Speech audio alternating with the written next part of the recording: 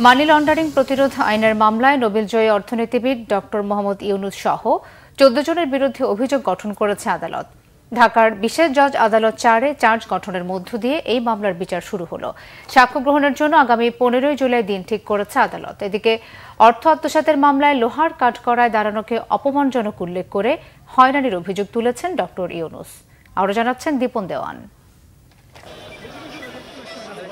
গ্রামীণ টেলিকমের কর্মীদের লভ্যাংশের 25 কোটি 22 লাখ টাকা আত্মসাতের অভিযোগে দায়ের করা এই মামলায় গত 1 ফেব্রুয়ারি ডক্টর ইউনুস সহ 14 জনের বিরুদ্ধে আদালতে অভিযোগপত্র দেয় দুর্নীতি দমন কমিশন দুদক।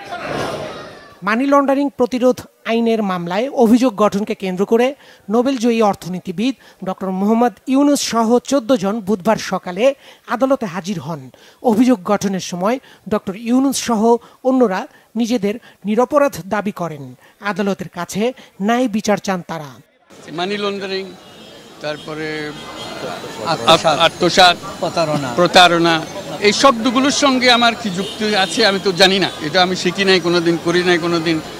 কাজে হঠাৎ করে প্রকাণ্ড রকমের শব্দগুলো আমার উপর আরোপ করা হচ্ছে, সেটার বিচার হবে সেটা বুঝতে পারছি না আর কি। সেটা কেন হয় যে এটাই হলো হয়রানি, যে আমার কাছে বোধগম্য, আমার সহকর্মীদের কাছে বোধগম্য হচ্ছে না, কারো কাছে বোধগম্য হচ্ছে না। আমরা সারা জীবন তো মানুষের সেবাতেই কাটিয়েছি। এই অর্থ আত্মসাৎ করার জন্য তো আমরা আসি, নিজেদের অর্থ ব্যয় করে আমরা এসেছি। এটাই আমাদের ইতিহাস। কাজে এইখানে কেন হচ্ছে এটাই হলো হয়রানি, যে আমাদের বোধের মধ্যে আসছে না। মামলাটি দ্রুত শেষ করতে সরকার পক্ষ বারবার চেষ্টা করছে বলেও অভিযোগ করেন আসামি পক্ষের আইনজীবী। এই মামলা তো দ্রুত বিচার আইনের মামলা না, এটা স্বাভাবিক নিয়মে চলবে। সুতরাং কোর্টকে অনুরোধ করেছি ন্যায় বিচারের জন্য স্বাভাবিক নিয়মের মাধ্যমে মামলার ডেট দেওয়ার জন্য, দ্রুত গতিতে না দেওয়ার জন্য।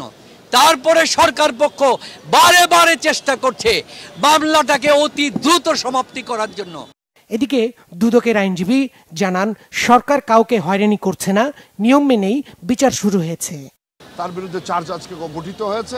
প্রথমে 11/7 ডেট দেওয়া হয়েছিল, পরবর্তীতে তারা আবেদন করেছেন। সেই আবেদনের পরিপ্রেক্ষিতে আবার 4 দিন বাড়িয়ে 15/7 পরবর্তী তারিখ ধার্য করা আছে। মামলার মধ্যে 26 কোটি টাকা 437 কোটি টাকা থেকে সরানোর জন্য সভা করে সবার চেয়ারম্যান হিসেবে দায়িত্ব পালন করে যেদিন এগ্রিমেন্ট করেছেন সেদিনই তারা ব্যাংক অ্যাকাউন্ট ব্যবহার করেছেন, অথচ ডকুমেন্টসে দেখা যাচ্ছে ব্যাংক অ্যাকাউন্টটা 1 মাস পরে হয়েছে। দীপন দেওয়ান, বাংলা ভিশন, ঢাকা।